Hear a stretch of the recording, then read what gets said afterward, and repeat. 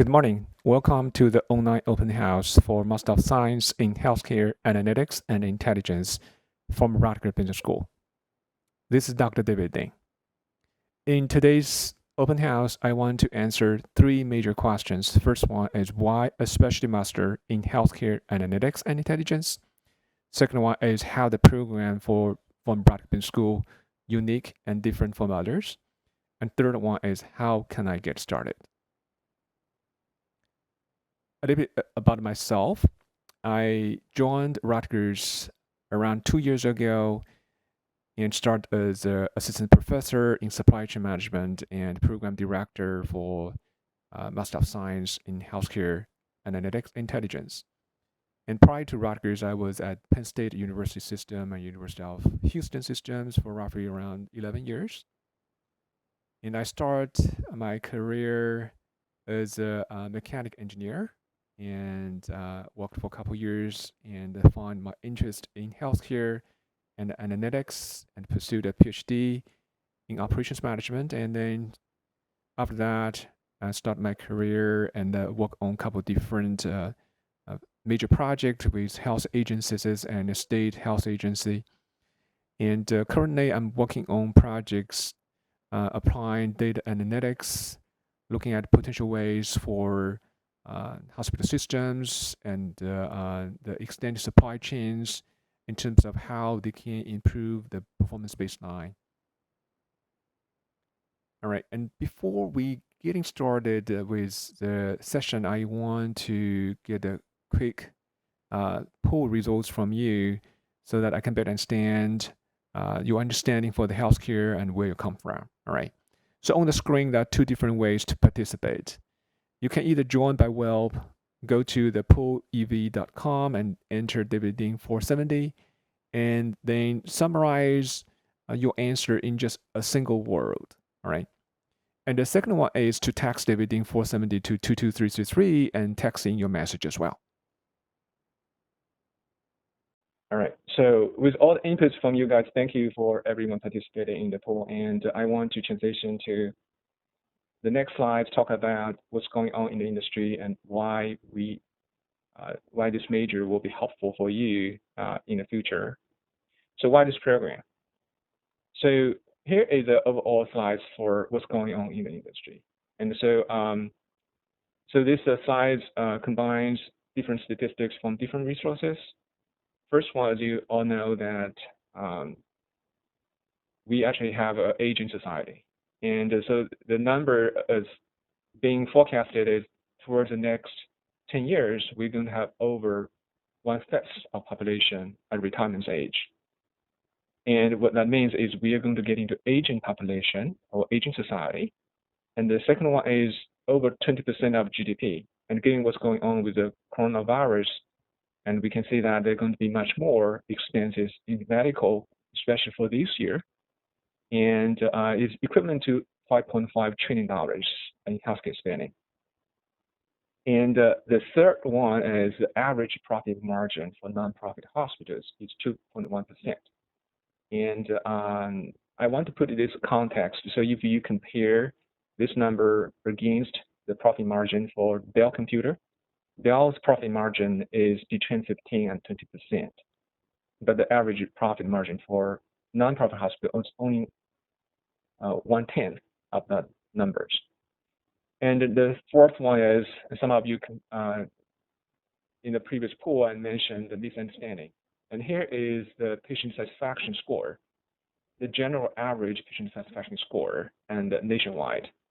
Out of 1 to 5 scale, the average is a 3.4. So last one is quite important, and this is talking about what is the medical error or what is the patient safety issues nationwide. According to statistics, roughly around 440,000 patients die each year due to preventable errors. All right, so here is the really high level you can think about is 15,000 feet high level overview for the United States healthcare system. All right, and so what are some of the trends and opportunities given all those problems and issues, right? And so the first one is the big data and healthcare analytics. All right. Okay. Let me see whether I'm sharing this content. I just want to make sure it looks like uh, we have a little bit issue with the sharing of the slides. Okay. Let's see.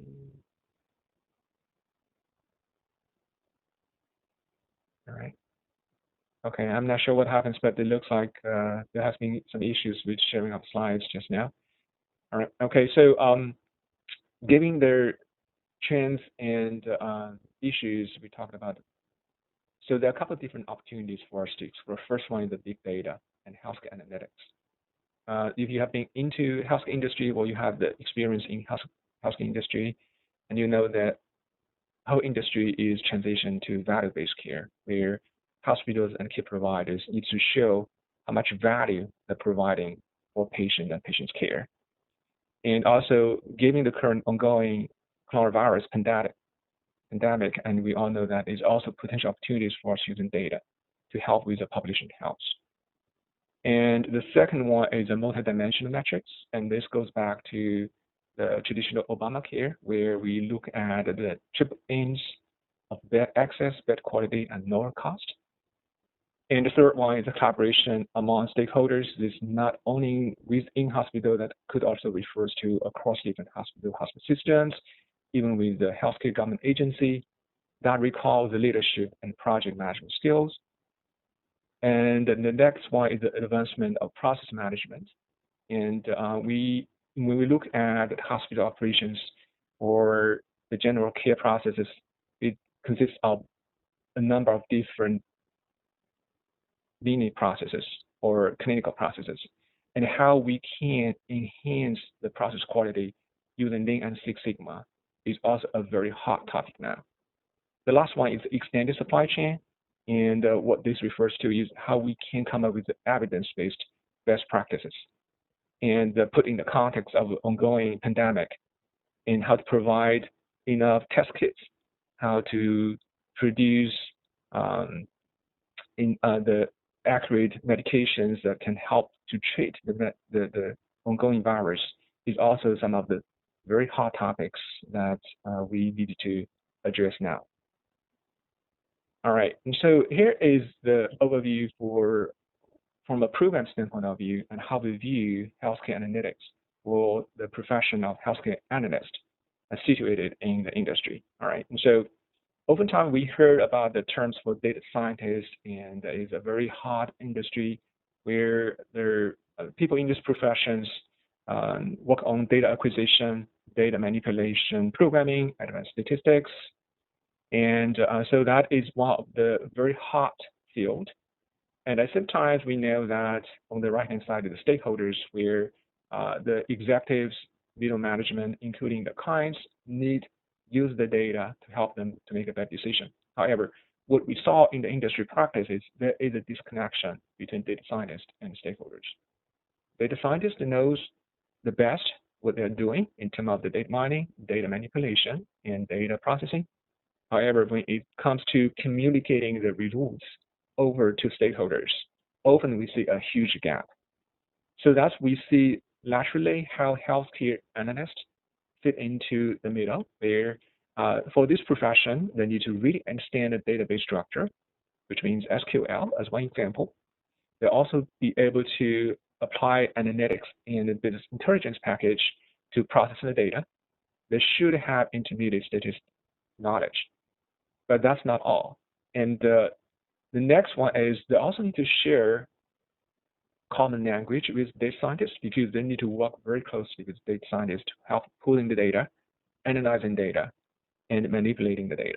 So they should share the very high intellectual curiosity with data scientists. They also really be good at understanding data structure and be able to use statistics terms and programming languages in communicating with data scientists. That's why we are saying it's necessary for healthcare analysts be able to performing programming and statistic analysis. At the same time, one of the very challenging part for this profession is have the business knowledge. So oftentimes it's very difficult to pull a business analyst and expect them to perform well in healthcare setting because they do not have the knowledge for the business. And sometimes they need to be able to communicate effectively with data utilization, data visualization, and also need to be able to present the message in some way that can be understood by the stakeholders. So that's why we are saying that the healthcare analytics or the profession for healthcare analyst is a very promising yet a very challenging one. All right, and looking at the definition from Deloitte, right, the analytics refers to the use of a combined different methodologies in order to derive insights and help stakeholders to make factor-based decision making.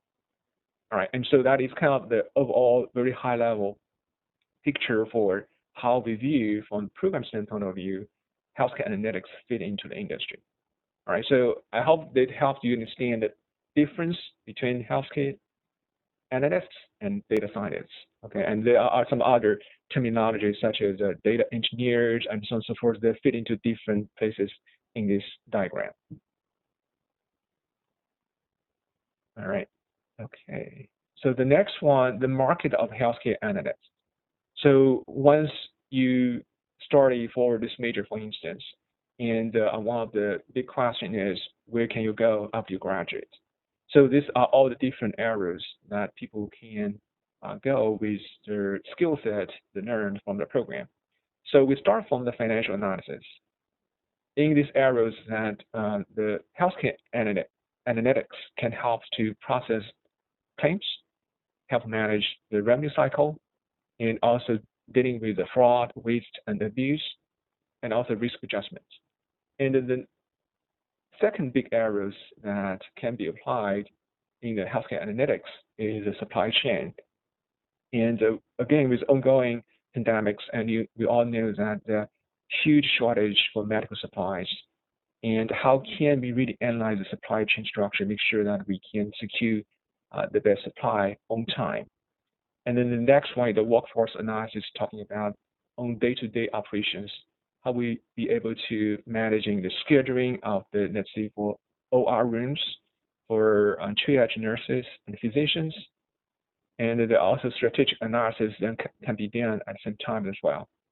And then on the right-hand side is the clinical analysis, and this one is what we talked about in previously, for instance, in order to show the value and how hospitals can improve the quality, including the clinical quality and patient experience, coming up with the clinical decision support, and be able to generate reports to executive teams in a meaningful way, and sometimes comply with government regulations. And the medical imaging analysis and precision health or telehealth also needs a lot of talent in this field. And last one, of course, we have been talking about for a couple times already, is the population health analysis, which I'm going to show you an example in the next couple of slides. All right, and I want to show you a very promising trend, and it's according to a report, the market for the healthcare analytics back in 2019, which was last year, was roughly around $10.5 billion. And in the next 4 to 5 years, and is projected towards 2024, the market share or the market value for this industry will be over $55 billion. What that means is there's going to be a huge demand for this industry, and not just technology, not just data scientists, but also healthcare analysts who will be in huge demand in this industry. All right, so I'm going to show you an application for what healthcare analytics can be done, and given the ongoing coronavirus pandemic. And this is our most recent updates for the kind of tracking maps for the number of different cases globally. And we all know that the pandemic initiated from China and it spread over to Europe, to Africa, to America, including the United States, Canada, and Mexico. And pretty much all the different places already report number of different cases associated with the coronavirus. All right, so if you checking the most recent news report, a number of different issues dealing with our healthcare systems in handling this pandemic. The first one is hospitals may be overwhelmed, and we already show the symptoms. Excuse me, that hospital systems are running at the full capacity, and they are running out of beds, including ICU beds and ventilators. And we also saw reports that some of their IT field trying to propose some of self-diagnosis processes. In this case, the site from Google sister company, Verily, are ruling out their website to help North California residents to have a checkup list in terms of doing self-diagnosis, whether they might be affected by or they might contracted with the coronavirus, and what might be the next step they need to go in order to do the testing. And we also see that the pharma industry are trying to come up with a vaccine that might help to deal with the situation, because the media has been reporting that it might be difficult to control this virus given their lifestyles. However, if we can come up with a very effective vaccine, that might help in the same way as the flu vaccine. All right, and so if we look at all those different ongoing progress associated with the pandemic, and we can see that the application for healthcare analytics in the first place is really to identify the most common symptoms associated with the virus, and develop the triage process, especially in the in-our room, to have a prompt detection, triage patients, and isolate potential patients. And this is what we call the descriptive statistics in the analytic world. And then the next one is the operations and planning. And what that means is, given the shortage of ICU beds and ventilators and all medical supplies, and how we can, using predictive analytics, to secure enough staffing, to provide appropriate training, to have a designated beds assigned for those patients, and ensure we have enough supplies. And how we are going to deal with the cancellation is another big issue, or another big deal in the industry right now, because all the resources are tied up with the coronavirus, and patients who have appointment for other diseases, such as chronic diseases, diabetics, or needing optional surgeries, they have to cancel the surgery appointment because they're afraid to be contracted with this virus, right? And so how are we going to handle this situation? And the ventilators is another big shortage in the medical supply nowadays as well. So that really involves the predictive analytics. All right. So the next one is the treatments. So since this is a very novel virus, there has not been well-established medications associated with this virus. That's why the pharma companies are trying to come up with the speed trials of vaccines. And of course, the production of testing kits also needs to be speed up as well. And as far as I know, New Jersey just came up with one of the first drive-through testing facility yesterday, and it shut down within a couple hours because there were thousands of people lined up to get tested, right? And so in these scenarios, for treatment categories, and we can use the prescriptive analytics to come up with potential solutions. And last one, of course, we only list the 4 different categories. There could be many more, and is really dealing with the population health. So in these scenarios, we can actually apply the machine learning algorithms to identify how this virus is being transmitted from person to person, whether it relates to their community, whether it's mainly dealing with the personal lifestyle, and we need to identify population at risk. And initially, the report was most people who are elderly, above 65, with chronic disease are more likely to die and because of this virus. But now we are seeing more and more younger age people went through the process and being treated at hospital because of the virus. So, and The next one is how to prevent outbreaks through the quarantine, and whether we should quarantine for 14 days with the general practice or even longer, and how soon should we come up with the travel bans and how we dealing with the business closure, right? So if you put the healthcare analytics in the picture of ongoing pandemic, you can see that there's a huge application opportunities for us to use data analytics to help dealing with the current situation.